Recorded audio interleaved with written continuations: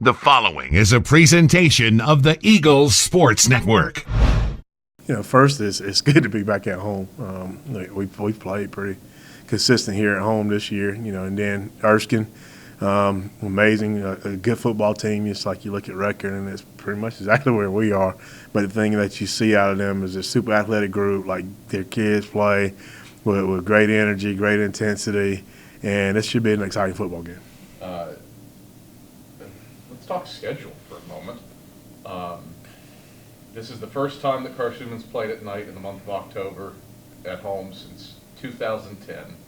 This is the second Saturday night game this century at home.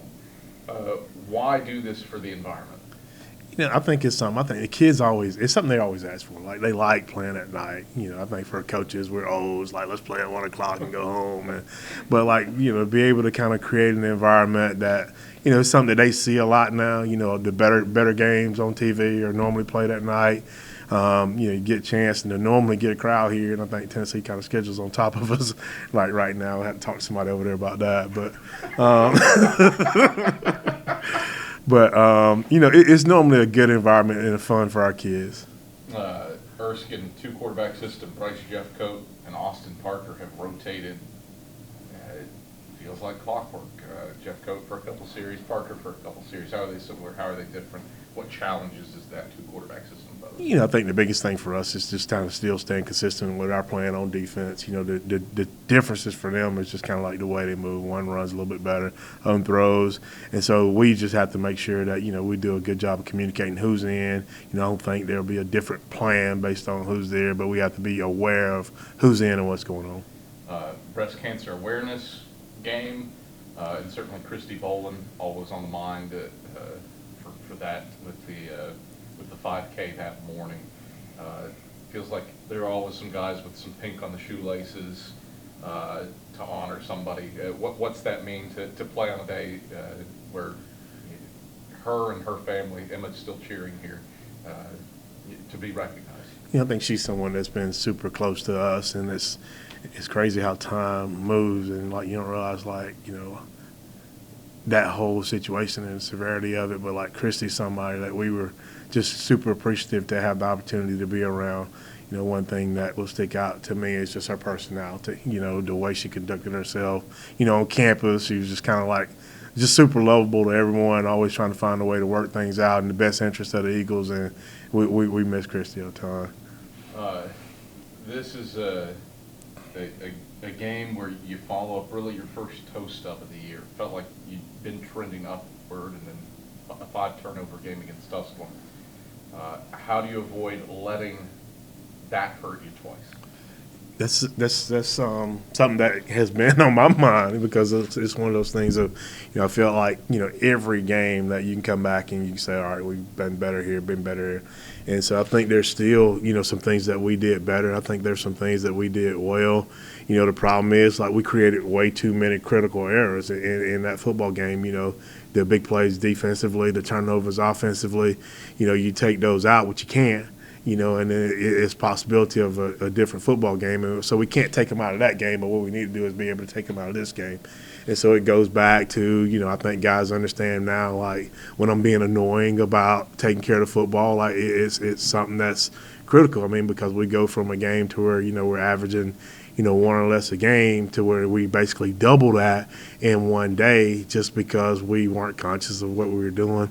And so it's something that we have to make a point in practice. We've got to go back, make sure that every single time we carry the football, we're securing it the right way. Defensively, it's one thing we always work on. We go back and look at your practice schedule and say, hey, did we get this? Did we get that? That's where coaches were just kind of assured me, yeah, we worked on that. Well, we got to work on it better.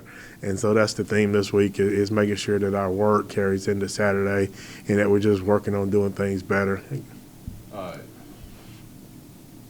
Obviously, it's emphasized, but Erskine, for their up-and-down nature, has forced a lot of turnovers. Up until this past week, they were the league leaders in turnover margin until Tusculum jumped them with a 5-turnover day. How, say you can be mindful, but how mindful can you be with that knowledge in hand? I don't think it changes anything, with the exception of like just us making sure we do it. They've been able to create them because like they play with a ton of energy, and we saw that from Tusculum. So it's just we have to bring the energy and attack, and that's where like the big thing for us is putting them in those situations in practice to where we know you're gonna get bumped. We're gonna try to scratch and claw the ball both offensively and defensively to make sure that we're aware of it going into this game, and that way we don't have a problem during the game. Excuse me. You moved the ball consistently on the ground this season, even with the turnovers, with the exception of West Georgia, because stats didn't exist prior to that game. You've exceeded your opponent's rushing yards allowed per game total. What's that say about an offensive line that has been more consistent than it was a year ago, but still has some degree of patchworkness to it? Yep, and I think that was, in this past week's game, that's what we talked to Coach Ray. I'm like, it's consistent. We look, there's 3-4 guys moving, and there's always one that we've kind of got like a little tussle going on in the backfield. That's why I always tell him I do my line test. I take the line of scrimmage, draw a line on video, and I want to see if we, when that play's over with, if our backs are to that line or their backs are to that line. And so that's one thing that you've noticed is like last year, I think we're looking at 3 or 4 guys that's kind of behind that line. This year, we're getting things moved, but then there's still just every now and then 1 or 2 guys behind that line. We had a lot of trouble with the backside end running things down. And so we've got to make sure that, we'll do a good job of getting things sealed. Those guys from a progression standpoint, like we still have to play with a lot better knee bend, coming off the football. And so that's something that we'll challenge them with this week. You have exceeded a lot of offensive totals historically for Carson-Newman football because of the nature of the Veer offense that was run here for 4 decades. Braxton Westfield's already in the top 20 for catches in a season and receiving yards, and Ivan Corbin has multiple games where he's thrown 25 times, which hasn't happened.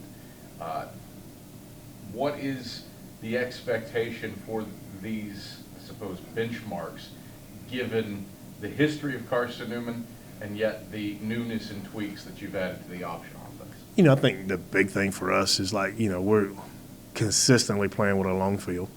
We've got to make sure we do a better job of creating short fields for ourselves. That's getting stops on defense and working the kicking game. And then also just kind of consistently moving the ball, like, once we kind of get in the red zone. But I think the biggest thing for us, regardless of all that, the thing that, the turning point has to be, consistently putting points on the scoreboard now. We can consistently move the football, but now we got to get the ball across the end zone and put points on the board. It's, I suppose that's obvious playing any game, put points on the board. But you bring up the fields. Last year, you were only scoring on short fields. No scoring drives longer than 70 yards a year ago. This year, that's the vast majority of your scoring drives. I suppose that leads into that statement. You need to create some situations, whether long kicking, kickoff returns, punt returns, or picks, to generate some short fields. How many of those in a given game is a fair expectation to have? I think you're looking at trying to make sure you create at least 4 or 5 of those opportunities for you. If you create 4 of those and you score on 2 or 3 of them, and then you still put a couple of drives together, then you're looking at high point totals that give you a chance to win. But, if every single time you've got to go 70, even when you get a couple first downs and you're punting, I think that's big, though, just having guys be conscious of, getting first downs, the times that we don't, if you punt to where we can pin them in, then you got to go get stops on defense. But that's where you're talking about, putting the whole thing together. Offense, defense, and kicking. When you do that, that's a total team effort, and then that's what wins games for you. Defensively, Erskine, what sticks out to you about that side of the ball for the fleet? They run around. They're guys. They run around. Man, one picture that sticks out of my mind: a linebacker runs in the hole. A guy chips him. He sees the ball going in the gap, and he just throws his back in the gap. And it's like, but like that's selling out to make a play, and that's the thing you see from those guys. Anything else? That's all I have.